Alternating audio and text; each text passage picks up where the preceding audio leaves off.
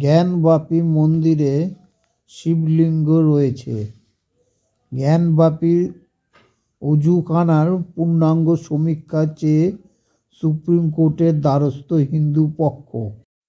জ্ঞানবাপী মসজিদের অজুখানায় রয়েছে শিবলিঙ্গ, যে জায়গাটি পূর্ণাঙ্গ সমীক্ষার প্রয়োজন, এমন দাবি নিয়ে এবার সুপ্রিম কোর্টের দ্বারস্থ হল হিন্দু পক্ষ। তাদের আবেদন archaeological survey of India SI director জেনারেলকে যেন এই এলাকাটি খুঁটিনাটি খতিয়ে দেখার নির্দেশ দেয় শীর্ষ আদালত। সম্প্রতি প্রকাশ্যে এসেছে জ্ঞানবাপী মসজিদের বৈজ্ঞানিক সমীক্ষা রিপোর্ট। এএসআই জানিয়েছে, বারাণসীর জ্ঞানবাপী মন্দিরের ভিতরে হিন্দু দেবদেবীদের মূর্তির অস্তিত্ব খোঁজ পাওয়া গিয়েছে।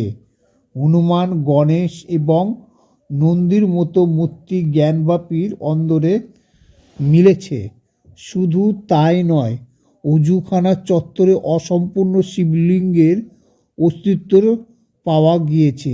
এই রিপোর্টকে সামনে রেখে ইতিমধ্যেই মুসলমান পক্ষের কোনো জ্ঞানবাপী হস্তান্তরের দাবি জানিয়েছে বিশ্ব হিন্দু পরিষদ। একটি বিজ্ঞপ্তি প্রকাশ করে বিশ্ব হিন্দু পরিষদের তরফে দাবি করা হয়েছে, এএসআইয়ের হাতে যে সমস্ত প্রমাণ এসে পৌঁছেছে তাতে এই উপসংহারে আসেই যায় যে এটি আসলে হিন্দু মন্দির। হিন্দু ধর্মাবলম্বীরাই এখানে আরাধনা করতেন। আলোক কুমার জানিয়েছেন, 1991 সালে ধর্মীয় উপাসনাস্থলে রক্ষা আইন মেনেই তাই এই স্থানকে হিন্দু মন্দির বলে ঘোষণা করা উচিত। পাশাপাশি সেখানে হিন্দুদের পুজো করার অনুমতি দেওয়ার দাবি তোলেন তিনি। এবার অজুখানার রহস্য উন্মোচনের আবেদন নিয়ে শীর্ষ আদালতের দ্বারস্থ হিন্দু পক্ষ। তাদের তরফে মামলাকারী আর্জি, এএসআইকে এই চত্বরে ভালোভাবে পরীক্ষা নিরীক্ষা করার অনুমতি দেওয়া হোক। সেখান থেকে শিবলিঙ্গকে অক্ষত রেখেই এই সমীক্ষা করা হয়।